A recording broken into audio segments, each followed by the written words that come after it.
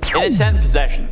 The main idea of possession in the FNAF universe is that you're around the object you're possessing, whether it be an animatronic, a toy, or a person. My question is, how would Crying Child have been around Golden Freddy if he dies in a hospital, as we hear thanks to the flatline at the end of FNAF 4?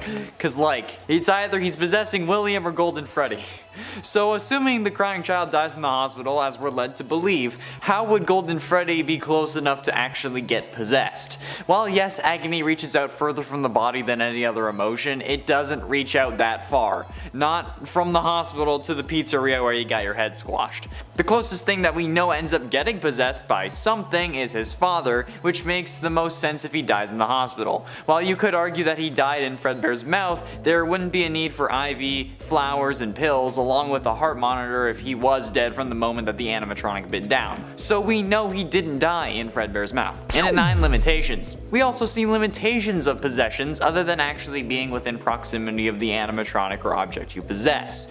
With what we've learned about agony and possession in the FNAF universe, nobody can really possess multiple large things at once. Sure, you can possess multiple small objects, as we see in the end of The Man in Room 1280, I believe is the story where that happens, but nobody has been able to possess multiple large or big ticket items like animatronics or people at once. This leads me to the conclusion that Cassidy and Crying Child have to be possessing two different things. Cassidy cannot be possessing Golden Freddy and William, and neither can Crying Child. So Crying Child is either Golden Freddy or the one you should not have killed. But we know that Cassidy is Golden Freddy thanks to the Happiest Day minigame Easter egg from the survival logbook. On the page asking about your happiest day, we can see the puppet giving a cake to a young girl with black hair. This same girl can be seen described in the FNAF novels and is named Cassidy. This combined with the Happiest Day minigame revolving around setting Golden Freddy's soul free indicates that Cassidy has been set free thanks to the good ending not showing the Golden Freddy head in the background. So, if she's Golden Freddy, Crying Child has to be possessing William. And at 8, Fredbear. One of the biggest points I see as to why Crying Child is Golden Freddy or part of Golden Freddy is because Fredbear gets turned into Golden Freddy. What? When was this mentioned? Because I don't recall this ever being a fact in the games, especially never confirmed. It's just the theory that perhaps Golden Freddy was just Fredbear repurposed or something like that. However, if we're being honest, William would not have reused the animatronic that killed his son. Okay? He would have destroyed it. Plus, the shapes of Golden Freddy and Fredbear are way too different to actually have them be the same animatronic. Freddy's proportions are much smaller than Fredbear's because Fredbear is a spring-locked suit, so it would have to have enough room for a human and all the robot parts to be tucked away. Golden Freddy just doesn't have enough room for that, and it's a suit with no endoskeleton. So they cannot be the same animatronic. So Crying Child would either be Fredbear or the one you should not have killed, and Fredbear was nowhere near Crying Child when he dies in the hospital, unless they're just a really crappy hospital. And at 7, Glamrock Freddy. This is definitely not the strongest point, but it's something that I felt like was worth mentioning anyway. The character of Glamrock Freddy in Security Breach is the first animatronic to help us not die in the series, and based on Funko statues, the animatronic's belly will open up and allow us to climb inside. This made many people compare Glamrock Freddy and Gregory to Crying Child and Foxy Bro. However, I don't think that this is actually a good example. I mean, I've done it myself, but let's be honest. Do Mike and his brother really have that good of a relationship? Do they seem like the kind of brothers to stick by each other's side like they're the Winchesters? Or do they look like they're the kind of brothers who would shove each other into animatronic mouths for a laugh, resulting in the brutal, albeit accidental, death of their younger sibling? Exactly. Instead, what if this hiding inside the animatronic thing is actually meant to be representing William and Crying Child? It could make sense, given that Crying Child would have thought his dad was trying to help him at first too, only to feel betrayed when he realized what was actually going on. And William is the only other character we know to have someone hiding inside them other than other animatronics. Just saying. And at 6, Released. At this point, Cassidy's soul has been released following the events of the Happiest Day minigame. We can even see this be proven to us in the survival logbook, which revealed Cassidy's name, since like I said, on the page talking about your happiest day, we see the puppet giving cake to a little girl who was drawn exactly how Cassidy is described in the book series. And the FNAF 3 endings also support this, since in the bad ending we can see the light on in Golden Freddy's head, the one light that splashes to both eyes, and in the good ending that light isn't on anymore. So while some people think that she's not at rest due to her head not being there, we couldn't see her head even if the light was on. like we could only see it from the inside. So it being there, just in pitch black, is totally plausible and honestly expected. That's just how light works, and it's stupid to ignore the basic laws of the universe. Sure, we can have possessed robots, okay, that's fine, but nothing about that is going to change how light works. Okay, that's too much, even for Five Nights at Freddy's. Yeah, they should really fix those damn doors though. Halfway through in at number 5, Andrew.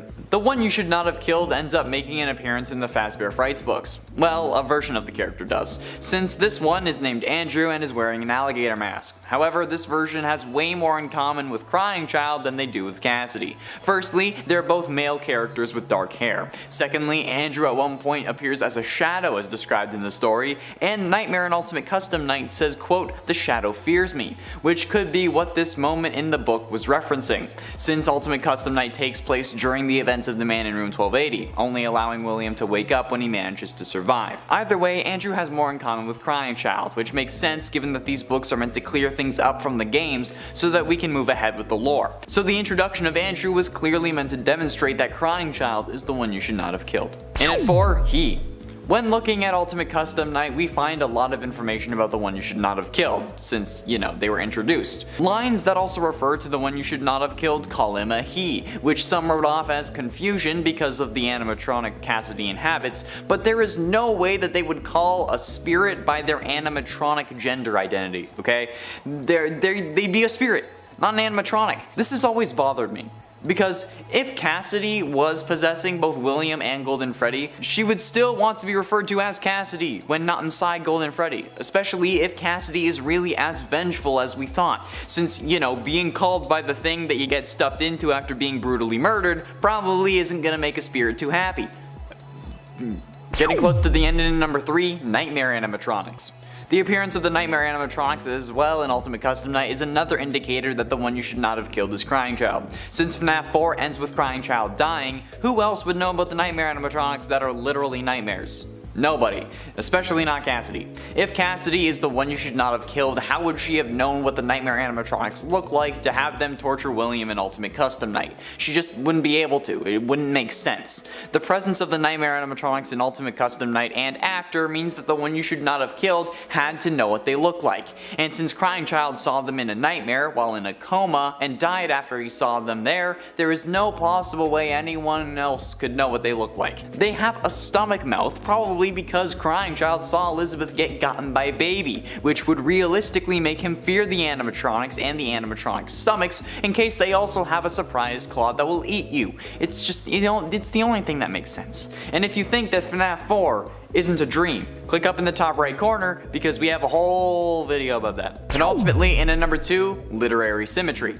Just like how Chuck had Jessica die in the same way as Mary Winchester in Supernatural, it seems that Scott Cawthon is taking that same idea and applying it to Five Nights at Freddy's. Also, can you tell I've been watching a lot of Supernatural? Since if we think about it, Crying Child and William are both put in the same position in their respective games. FNAF 4 has Crying Child lying in a coma, dying in the hospital, and Ultimate Custom Night has William laying in a coma, dying in the hospital, but also not dying because he's being possessed. Either way, they're both dealing with roughly the same thing, and I think that's why we got the Man in Room 1280, since Scott wanted to clarify that William wasn't in hell, but rather in a coma much like his son. It's great storytelling, and it's not something that you can say Scott wouldn't do. In fact, Scott probably thought about this as soon as FNAF 4 was released, and thought that that's how William would have to end as well. Death like your son, but make it a little spicy, you know? That's basically what Scott did, and it only serves as more evidence. There's no way it's a coincidence. Not in FNAF. In a fan base that is literally comparing hexadecimal color codes. There's no way that's a coincidence. Finally, in at number 1, Ultimate Custom Night voice lines. Finally, we come to one of the biggest pieces of evidence I feel proves that Crying Child is the one you should not have killed. So it's pretty well established at this point that in Ultimate Custom Night, the death lines are just the animatronics repeating what the one you should not have killed says, as we can see with the mediocre melodies, because, you know, we can hear the one you should not have killed behind them. And the voice casting was supposed to work as a young boy or a young girl. However, a majority of these lines end up having something to do with Crying Child. This is even more pertinent since we don't know a lot about Cassidy, so these being personalized is a very important detail. And then we have the addition of lines like, "I am remade, but not by you, by the one you should not have killed," and "I have always been hiding in your shadow," and most importantly, "Let me put you back together and take you apart all over again." All of these are references to the Crying Child. "I am remade" references William's promise to put his son back together as his child, and as his child, Crying Child would be in William's shadow to hide, since his father would make him feel protected, at least at first. And I don't think that we need an explanation for "let me put you back together," which I guess if you want one, is also a reference to that famous FNAF 4 line. But the thing is, how would anyone else know these things? Cassidy would have no way of knowing, and why would they talk about it if they did? Clearly, the one saying these lines has a bone to pick about this, and that person is Crying Child. Number 10. 2 Fredbears. Some believe that Golden Freddy is one Fredbear, whereas Nightmare is another Fredbear. The theory also suggests that both of these animatronics have ties to, or were once, a version of Fredbear. So both in a sense are Fredbear while also being separate from him. They are all collectively Fredbears, but also their own entity.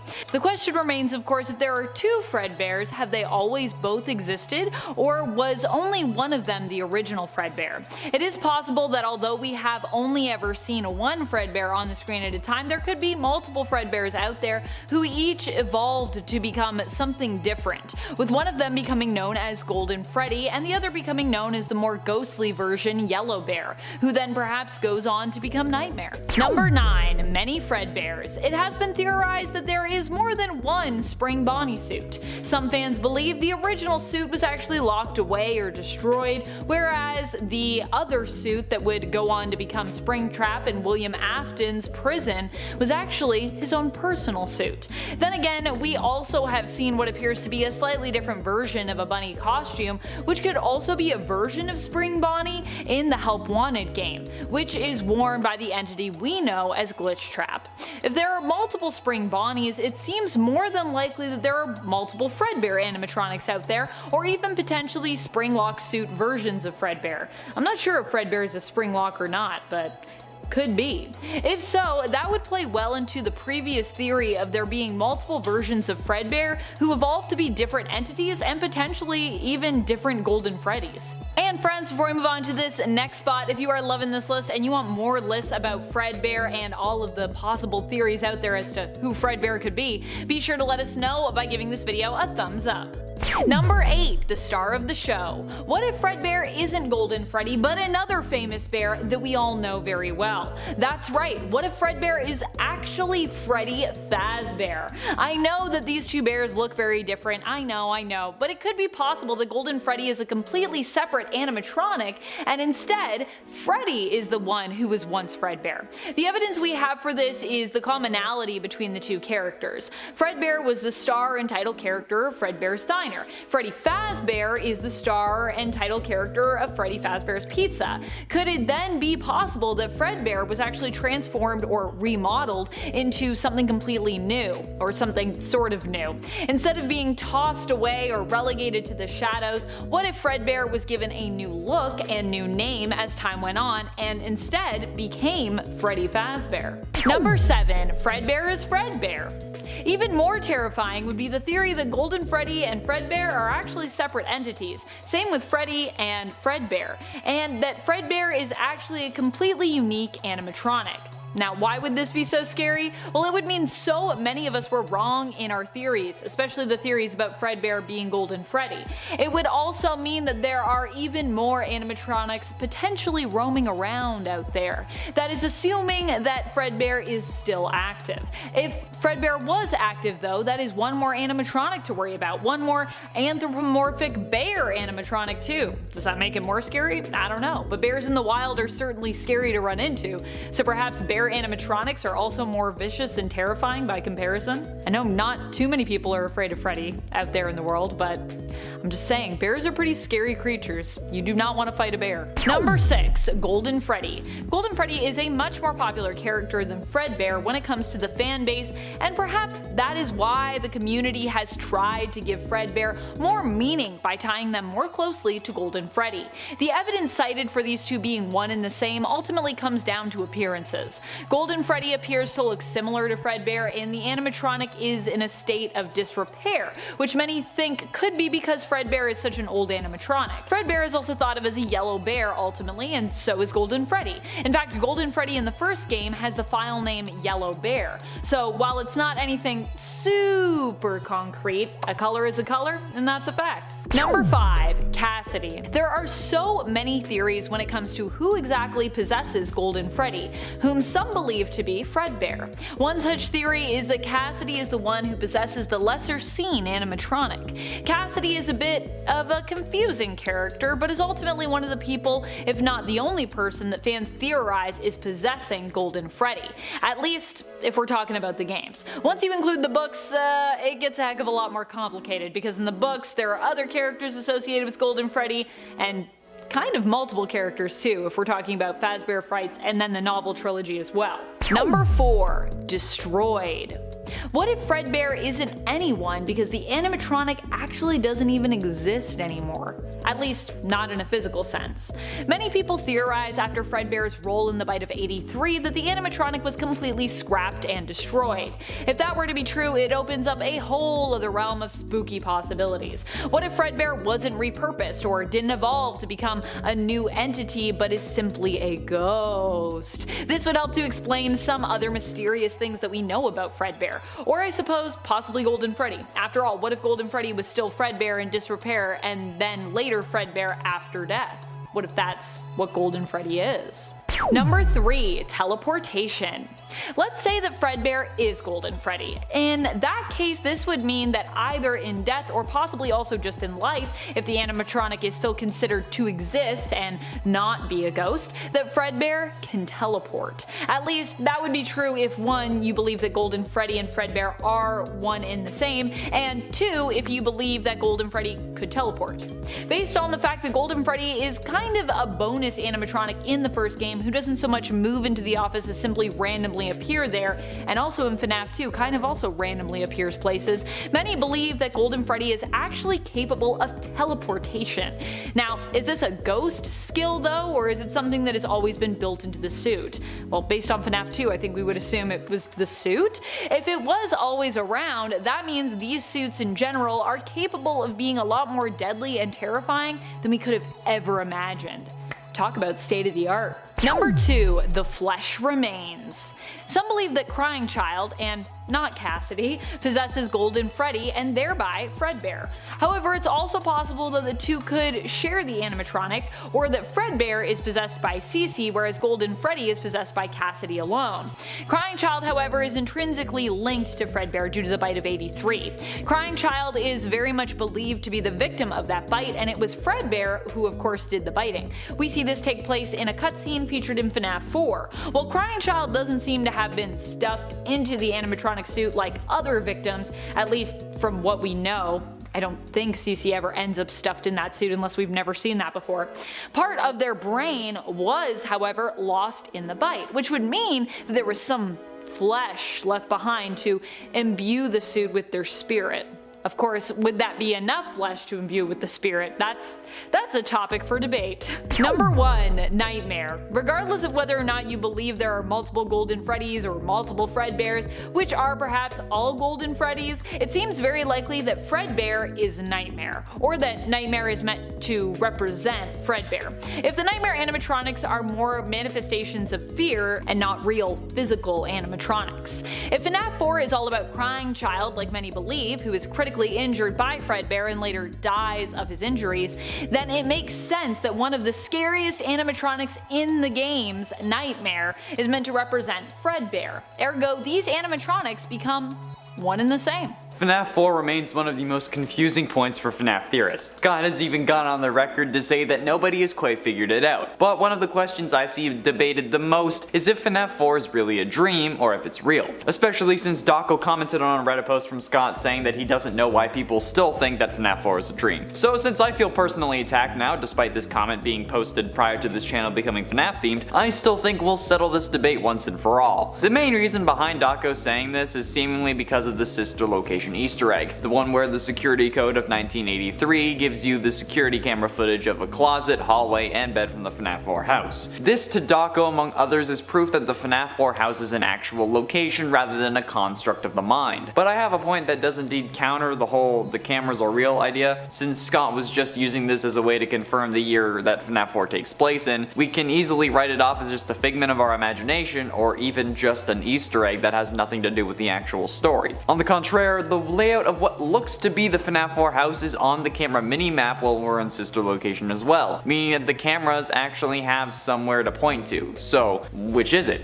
Is FNAF a nightmare or is it real? And things are more complicated than that, unfortunately. We know for a fact that at the very least the FNAF 4 minigames are real. The cutscenes we see play out between nights in an 8-bit style. However, the main gameplay is tricky, since while yes, this could be a real location, it's not the crying child's house. We can see from the 8-bit minigames that the layout for the house with the animatronics is different from the one that we see in the 8-bit minigame. There is no hallway with 4 doors, crying child's room doesn't have a door on either side, and he doesn't have a closet at the foot of his bed. So if the house's layouts don't match, how could the events we see in game be happening in real life? No room in the house matches the layout from what we see. Even if William had cameras in the area like that again, it could just be an Easter egg to explain the fact that FNAF 4 takes place in 1983, since that was a huge debate. Scott also says that there is a discrepancy in sister location that he has yet to clear up, or at least had yet to clear up at the time of him posting that Reddit thread. So the discrepancy could be that the cameras were actually just an Easter egg rather than,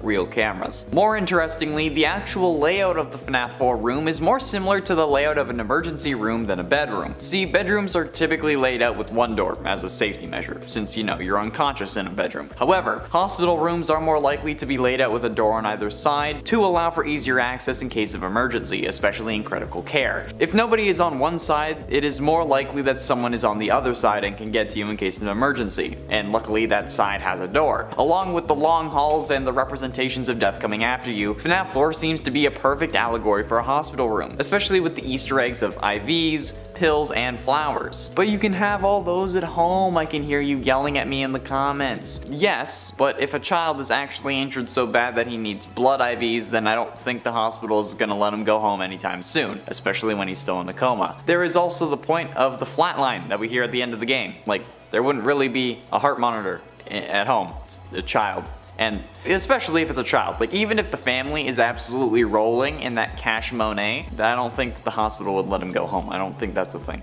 Then there's the idea of the illusion discs from the Twisted Ones novel that can also explain the nightmare animatronics. However, even if that is the case, it doesn't explain the change in location or design between houses. That would still be explained by the theory that FNAF 4 is simply a dream. It also ties itself together with Ultimate Custom Night that way, since William is also in a coma, which only adds to the idea that Crying Child is the one that you should not have killed, but that's not what this video is about. As well as the nightmare animatronic lines from Ultimate Custom Night. These could also be interpreted both ways, to be fair. Like, this time there is more than an allusion to fear could mean that they were merely figments of Crying Child's imagination and now they're real, or that they were an actual illusion. And I am given flesh to be your tormentor could actually mean that now he's a real animatronic instead of an illusion attached to a fun time, or it could mean that he is given a body by the one you should not have killed, since last time he had no form because he was a dream. There also seems to be more lines trending towards dream than actual physical beings, since the illusion disc would need something to change the appearance of, meaning that they could actually hurt the player, but they just didn't.